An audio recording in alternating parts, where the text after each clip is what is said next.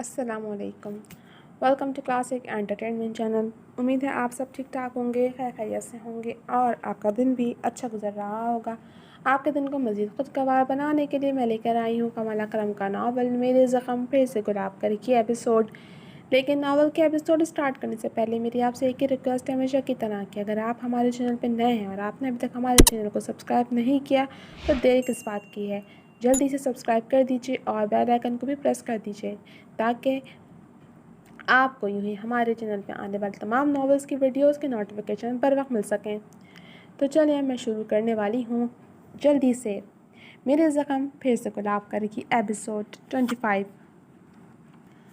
अगले दिन वो काफ़ी देर से उठी थी। उसकी सास और नंद इतनी अच्छी नहीं थी कि वो दिन चढ़े तक सोती रहती और कोई उसे उठाता भी ना। वो दोनों भी कई बार आकर दरवाज़ा खटखटा कर गई थी, मगर रात को देर से सोने की वजह से उसकी आंख इतने शोर से भी नहीं खुली थी। भूख की वजह से उसे अपने जिस्म में कमज़ोरी सी महसूस हो रही थी और गुज़रे कुछ महीनों में वो पहले ही काफ़ी कमज़ोर हो चुकी थी। तभी वो एक वक्त खाना ना खाती तो उसका ब्लड प्रेशर लो होने लगता था। वह आहिस्ता से उठकर बैठी तो निगाह सीधी अपने शौहर की तस्वीर पर जा पड़ी, मगर उसका चेहरा सपाट ही रहा। कुछ पल उस तस्वीर को देखने के बाद उसने यासियत से उस तस्वीर पर से नज़र हटाई और फिर फ्रेश होने चली गई। कुछ ही देर में वो नीचे जा रही थी। किचन में दाखिल हुई तो वहाँ कोई नहीं था। सुकून से बेतासुर और सपाट सा चेहरा लिए अपने लिए नाश्ता बनाकर किया और फिर बर्तन धोकर अपने कमरे में लौट आई। उसकी नान यूनिवर्सिटी में होगी ये उसे पता था, लेकिन सास भी अभी तक नज़र नहीं आई थी, जिस पर उसे कुछ हैरत थी। लेकिन उसने अपनी सास को ढूंढने की कोशिश नहीं की। अपने कमरे में आने के बाद उसने अपनी डायरी उठाई कि यही वो वाहिद साथी थी उसकी जिससे वो अपना हर गम शेयर कर सकती थी। तभी उसने कल का गुजरा वाक़या अपनी डायरी पर तहरीर कर दिया था और इस दौरान कई आंसू उसकी आंखों से गिरकर डायरी के सफ़े पर मौजूद लफ्ज़ों की जीनत बने थे। डायरी बंद करने के बाद वो काफ़ी देर तक अपने शौहर की तस्वीर लिए बैठी उस तस्वीर को देखती रही, लेकिन अब की बार उसने उस तस्वीर से कोई बात नहीं की थी। न जाने क्यों उसके पास से लफ्ज़ खो से गए थे। बस वो उस तस्वीर को यकटक देखती रही और रोती रही। उसके कानों में अपनी सास, नंद और कई औरतों की आवाज़ गूंज रही थी जिन्होंने कहा था कि वो मनहूस है, सब्ज़ कदम है, जो जिसकी ज़िंदगी में दाखिल होती है उसकी ज़िंदगी को निगल जाती है, या उसके सब्ज़ कदमों की वजह से सामने वाले को नाकाबिल तलाफ़ी नुकसान उठाना पड़ता है। वो मान चुकी थी कि यही सच है और इस सच को कभी ना भूलने का उसने खुद से अहद किया था। वो शाम तक अपने कमरे में बंद रही थी, न बाहर निकलने की कोशिश की थी, ना ही उसे कोई बुलाने आया था। दोपहर का खाना नहीं खाया था, जिस पर उसे फिर से कमज़ोरी सी महसूस होने लगी थी, जिसकी वजह से वो मजबूर होकर अपने कमरे से बाहर निकल आई और नीचे आकर किचन में जाने लगी। रुको, मेरी बात सुनो। ये उसकी सास थी। वह उनकी तरफ पलटी और बेतासुर और सिपाट निगाहों से उनको देखा। ना ही इस घर की मालकिन हो तुम, ना ही कहीं की रानी जिसके हुक्म पर यह घर चलेगा, और ना ही तुम हमें इतनी अजीज़ हो कि तुम्हारा जब दिल चाहे तुम अपने कमरे में पड़ी रहोगी और जब दिल चाहे बाहर आ जाओगी और हम कुछ कहेंगे नहीं तुम्हें। इस घर में रहने के कुछ असूल हैं और तुम इस घर में रहती हो तो तुम्हें उनकी पाबंदी करनी होगी। उसकी सास ने कड़क अंदाज में कहा तो उसने उनके पास बैठी उनकी बेटी और अपनी इकलौती नंद को देखा, जो तंज़ी और जताती निगाहों से उसे ही देख रही थी, मगर वह चुप रही, कुछ बोली नहीं। तुम यहाँ हमारे घर में रहती हो, हमारा दिया खाती हो, तो इसकी कुछ कीमत भी चुकाओ। मुफ्त में नौकरानी रखने का कोई शौक़ नहीं है हमें। जैसे घर के काम पहले करती थी वैसे ही अब भी क्या करो। मुफ्त की रोटियाँ नहीं खिला सकते हम तुम्हें। उन्होंने उसे चुप देखकर कड़े लहजे में कहा तो उसने एक नज़र अपने सफ़ेद रंग के सादा से कपड़ों को देखा और फिर उन्हें। आपके बेटे की बेवा हूँ मैं, मेरा पूरा हक़ है खाने और कपड़ों पर। मैं अकेली इस घर में नहीं रहती, आप भी रहती हैं इस घर में और आपकी ये साहबजादी भी। आप मुफ्त की रोटियां तोड़ सकती हैं तो मैं क्यों नहीं। जब मैं देखूंगी कि आप और आपकी साहबजादी इस घर के काम कर रही हैं तो मैं भी कर लूँगी। और हाँ, मुझ पर हुक्म चलाने की कोशिश मत कीजिएगा। बेतासुर लहजे में कहते उसने आखिर में उंगली उठाकर तंबीह करने वाले अंदाज में कहा तो उन दोनों की हैरत से आंखें खुली की खुली रह गईं। हम इस घर की मालकिन हैं, जिसे चाहे रहें जैसे चाहे रहें, जबकि तुम एक बेवा लड़की। उसकी नंद तल्ख और नफरत भरे लहजे में बोल ही रही थी जब उसने दुरुस्तगी से उसकी बात काटी। तुम्हारे भाई की बेवा, तुम्हारे भाई की बेवा हूँ मैं, और उसके बाद इस घर में भी इतनी ही हिस्सेदार हूँ जितना वो था। और एक बात और, रिश्ते में बड़ी हूँ तुमसे तो आप कहकर बात क्या करो। اس نے اپنی نند کی بات کاٹ کر غصے سے کہا اور پھر کچن کی جانب پڑ گئی۔ کچن میں آ کر اس نے کھانے کے لیے کچھ بنانا چاہا جب اچانک اپنے پیچھے قدموں کی آہٹ سن کر وہ پلٹی، لیکن پیچھے پلٹتے ہی اس کی آنکھیں خوف سے پھیل گئیں۔ اس کی نند کچن میں آتے ہی بڑی سی چھری اٹھا کر اس کے قریب آ رہی تھی۔ مجھے آنکھیں دکھاؤ گی؟ اتنی ہمت آ گئی تم میں کہ تم مجھ سے اس لہجے میں بات کرو اور میری برابری کرو؟ اتنی اوقات ہے تمہاری؟ ایک دم سے اس کے پاس آ کر اس نے چھری اس کی گردن پر رکھی تو اس کا سانس حلق میں اٹکا۔ پیچھے ہٹو۔ خوف سے اس کی جان ہوا ہونے لگی تھی۔ پہلے تو بہت بول رہی تھی، اب کہاں گئی تمہاری زبان اور ہمت؟ اب بھی بول کر دکھاؤ مجھے۔ اس کی نند نے غصے سے بھڑکتے اس کی گردن پر چھری کا دباؤ بڑھایا تو تکلیف سے اس کے حلق سے سسکی نکل گئی۔ مجھے بچائیں۔ اس نے دروازے پر کھڑی اپنی ساس کو دیکھ کر کہا تو اس کی ساس تمسخر سے ہنسی۔ رو، گر گڑاؤ اور مجھ سے رحم کی بھیک مانگو، اپنے کل اور آج کے رویے کی معافی مانگو، پھر سوچوں گی کہ مجھے تمہیں معاف کرنا ہے یا نہیں۔ اس کی نند نے سرد لہجے میں کہا، جبکہ وہ آنکھیں بند کر اپنی گردن پائے گہرے کٹ کی وجہ سے ہونے والی تکلیف کو ضبط کرنے کی کوشش کرنے لگی۔ اس کی نند نے چھری ابھی تک اس کی گردن سے ہٹائی نہیں تھی بلکہ دباؤ بڑھاتی جا رہی تھی۔ اس نے ہاتھ ادھر ادھر مارتے کسی چیز کو پکڑنا چاہا تھا جب اچانک اس کے ہاتھ میں فرائی پین کا ہینڈل آیا۔ تم نے اچھا نہیں کیا، بالکل اچھا نہیں کیا۔ تکلیف سے اس نے کراتے ہوئے ساس پین کے ہینڈل پر گرفت مضبوط کی اور اس سے پہلے کہ اس کی نند کچھ سمجھ پاتی اس نے تیزی سے ساس پین اٹھا کر اس کے سر پر دے مارا۔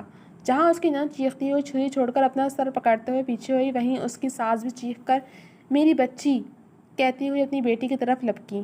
اس نے تیزی سے بھاگنا چاہا جب اس کی چوٹی اس کی ساس نے دبوچ کر کھینچی۔ آہ! وہ کراہ کر پلٹی۔ تجھے زندہ نہیں چھوڑوں گی۔ پہلے میرے بیٹے کو کھا گئی، اب میری بیٹی کو مجھ سے دور کرنا چاہتی ہے۔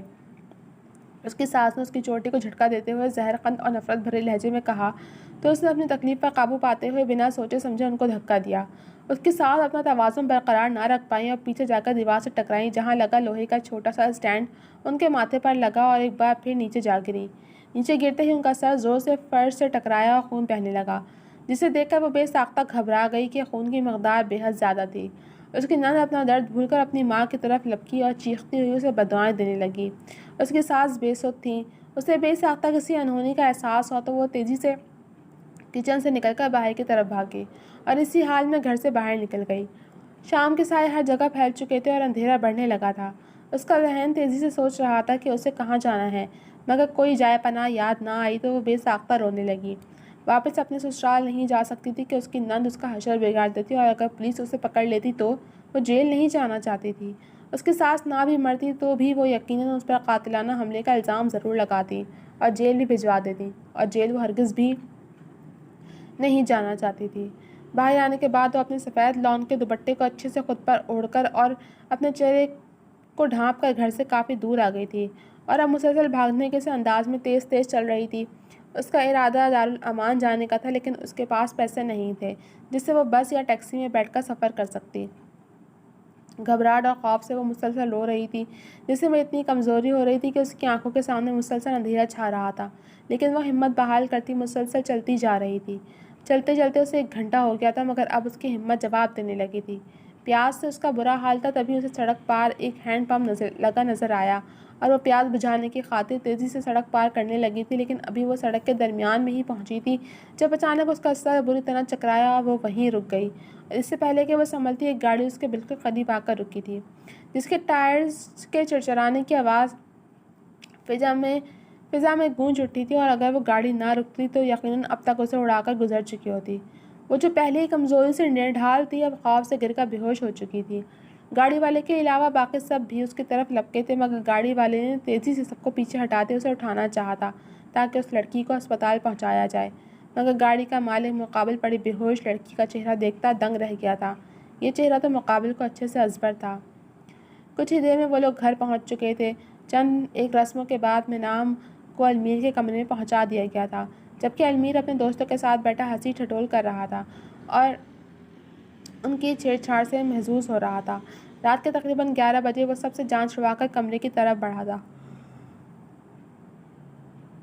چونکہ فنکشن شام میں تھا تو گھر واپسی ہوتے ہوتے رات کے 10 بج گئے تھے اور 1 گھنٹہ رسموں میں صرف ہو گیا تھا۔ کمرے کے باہر راہنیاں کھڑی تھی جس نے اس سے بھاری نیک وصول کیا تھا اور پھر کمرے کے اندر جانے کی اجازت دی تھی۔ وہ اندر داخل ہوا تو ایک پل کو مبہوت رہ گیا کیونکہ پورا کمرہ گلاب کے تازہ پھولوں سے سجا ہوا تھا جن کی مہک پورے کمرے کو مہکا رہی تھی۔ جگہ جگہ کینڈلز بھی جل رہی تھیں جو کمرے کو مزید خوبصورتی بخش رہی تھیں، مگر اس سب سے بھی زیادہ منام کی موجودگی نے اس کے کمرے کو حسن بخشا تھا، جو دلہن کے روپ میں المیر کے لیے 16 سنگھار کیے بیٹھ کے بس میں گھونگھٹ اوڑھے بیٹھی ہوئی تھی۔ اسے دیکھ کر المیر کو اپنی روح تک میں سکون اترتا محسوس ہوا کہ یہ چھوٹی سی لڑکی اس کی کل متاع تھی۔ وہ قدم اٹھاتا ہوا شیروانی کے بٹن کھول کر اسے صوفے پر ڈال کر منام کے سامنے براجمان ہوا۔ اب وہ سفید رنگ کی شلوار قمیض میں ملبوس تھا۔ اس نے نرمی سے اس کا گھونگھٹ اٹھایا تو نگاہ اس کی بند آنکھوں پر پڑی اور پھر آنکھوں سے ہوتی ہوئی اس کے سرخ لبوں پر آ کر رک گئی جہاں دبی دبی مگر شرمگین سی مسکراہٹ تھی۔ السلام علیکم۔ المیر نے دھیمے لہجے میں اس پر سلامتی بھیجتے اس کا جالی دار دوپٹہ اتار کر ایک سائڈ پر رکھا اور ساتھ ہی اس کو سرگوشی کی مانند سلام کا جواب بھی سنا۔ بہت خوبصورت لگ رہی ہو ماشاءاللہ۔ المیر نے نرمی سے اس کا گال سہلا کر اس کی تعریف کی۔ شکریہ، منام نے دھیمے لہجے میں کہا۔ تم بہت تھک گئی ہوگی، کپڑے بدل لو۔ المیر نے اس کے بھاری لہنگے میں ملبوس دیکھ کر اس کی فکر میں کہا۔ اتنی سی تعریف؟ لوگ تو اپنی بیویوں کی تعریف میں دیوان لکھ ڈالتے ہیں۔ منام نے خفگی سے کہا تو وہ ہنس دیا۔ میری آنکھوں میں جھانک لو کہ تم مجھے کتنی پیاری و حسین لگ رہی ہو، المیر نے دلکش لہجے میں کہا تو منام نے اپنی بھوری آنکھیں اس کی آنکھوں میں گاڑی جہاں جذبات کا سمندر ہلکورے لے رہا تھا، جس کو دیکھتے ہوئے تیزی سے نظر جھکا گئی تو المیر اس کے شرمانے پر ایک بار پھر ہنس دیا۔ بہت خوش ہوں میں آج، تمہیں میری یہ قسمت میں لکھ دیا گیا ہے منام، اس سے بڑی خوش قسمتی میرے لیے اور کیا ہوگی۔ المیر نے اس کی پیشانی کو اپنے محبت بھرے لمس سے مہکاتے ہوئے اسے خود میں بھینچا تو وہ بھی اپنے دلی آمادگی سے اپنا سر اس کے سینے پر رکھ کر اسے گرد بازو حمایل کر گئی۔ میں بھی بہت خوش ہوں، اتنی خوش کہ بتا نہیں سکتی، اسے سکون محسوس کرتے آنکھیں مون کر کہا تو المیر نے بھی اس کے سر پر ٹھوری ٹکا لی۔ کچھ پل یوں ہی خاموشی سے گزر گئے تھے، ان دونوں کو ایک دوسرے سے عجیب مگر پرسرور سا سکون حاصل ہو رہا تھا، تبھی وہ ان لمحوں کو ایک دوسرے کے سنگ گزار کر یادگار بنا رہے تھے۔ آپ سب ٹھیک کر دیں گے نا اینجل؟ آج تائے ابو نے میرے سر پہ ہاتھ نہیں رکھا، نہ ہی مجھ سے ایک دفعہ بھی ملے۔ کچھ دیر بعد منام نے کہا تو المیر نے اسے خود سے الگ کر کے اسے اپنے سامنے کیا۔ ہاں، میں سب ٹھیک کر دوں گا انشاءاللہ، تم پریشان مت ہو، وہ پہلے کی طرح ہی تم سے پیار کریں گے، المیر نے اسے گال تھپتھپا کر کہا۔ تھینک یو، منام نے نم لہجے میں کہا کہ یہ شخص اسے بے حد عزیز تھا اور ہوتا بھی کیوں نہ، وہ محبت کرتی تھی اس سے۔ تھینک یو کس لیے؟ تم میں ہو اور میں تم ہوں، یعنی اب کوئی چیز تمہاری یا میری نہیں، ہماری ہے، اور میاں بیوی ایک دوسرے کا لباس ہوتے ہیں جن میں ان پرتکلف سی باتوں کی کوئی ضرورت نہیں ہوتی، اس لیے no thank you and no sorry, المیر نے اس کی ناک کی ٹپ پر انگلی سے ٹیپ کرتے ہوئے کہا تو وہ دھیما سا مسکرائی۔ کبھی کبھی تھینک یو اور سوری کہنا رشتوں کا ایک دوسرے پر مان بڑھا دیتا ہے، منام نے متانت سے کہا تو وہ سر ہلا گیا کہ بات تو اس کی سچ ہی تھی۔ ہاں، مگر کبھی کبھی کہنا، زیادہ بار نہیں، کیونکہ مجھے اچھا نہیں لگے گا کہ میری بیوی چھوٹی چھوٹی باتوں کے لیے میرا شکریہ ادا کر کے میرے احسان مند ہو یا چھوٹی چھوٹی باتوں پر سوری کر کے شرمندہ ہو۔ المیر نے ہدایت کی تو وہ بھی سر ہلا کر بیڈ سے نیچے اترنے لگی تو المیر نے نیچے اترنے میں اس کی مدد کی۔ تم یہ زیور وغیرہ اتارو، میں کپڑے نکالتا ہوں۔ المیر اتنا کہہ کر الماری کی طرف بڑھ گیا تو وہ سر ہلا کر ڈریسنگ ٹیبل کے سامنے رکھے اسٹول پر بیٹھ گئی۔ المیر جب کپڑے لے کر آیا تو اسے یوں ہی اسٹول پر بیٹھے ہوئے پایا۔ کیا ہوا؟ المیر نے اسے یوں ہی بیٹھے دیکھ کر پوچھا۔ بیوٹیشین نے نہ جانے کتنی پنس لگا دی ہیں میرے سر پر دوپٹہ ٹکانے کو، آپ میری مدد کر دیں پلیز، اس کے بعد ہی یہ نیکلس وغیرہ اتار پاؤں گی، منام نے روحان سے لہجے میں کہا کہ پنس کو تلاش کرتے کرتے اس کے بازو دکھنے لگے تھے۔ ہاں، کیوں نہیں؟ المیر نرمی سے کہہ کر اس کی طرف بڑھا اور پھر اس کے دوپٹے میں لگی پنس اتارنے میں اس کی مدد کرنے لگا۔ جو وہ پنس نکالتا جا رہا تھا اس کی حیرت میں اضافہ ہوتا جا رہا تھا اور عجیب عجیب سے تاثرات بنا رہا تھا، اور آئینے میں اس کا عکس دیکھتی منام مسکرا رہی تھی کیونکہ وہ بہت کیوٹ لگ رہا تھا۔ دوپٹے میں اتنی پنس ٹھوکنے کی کیا ضرورت تھی؟ اگر لگ جاتی تو؟ اور وہ بھی چھوڑو، تمہارے جوڑے میں بھی اتنی ہی پنس ہوں گی، برداشت کیسے کی تم نے؟ المیر حیرت زدہ سا اور کچھ جھنجھلایا ہوا سا بول رہا تھا جس پر منام کھلکھلا کر ہنس دی۔ ابھی المیر دوپٹے کی بھی ساری پنس نہیں نکال پایا تھا بلکہ کچھ ہی اسے نظر آئی تھی جس کی وجہ سے دوپٹہ ابھی تک سر پہ ٹکا ہوا تھا۔ جی تو جناب، اب تک کے لیے صرف اتنا ہی۔ کیسی لگی آپ کو یہ ایپیسوڈ؟ کمنٹ سیکشن میں اپنی رائے کا اظہار ضرور کیجیے گا۔ ملوں گی آپ سے اگلے ایپیسوڈ کے ساتھ، تب تک کے لیے اللہ حافظ۔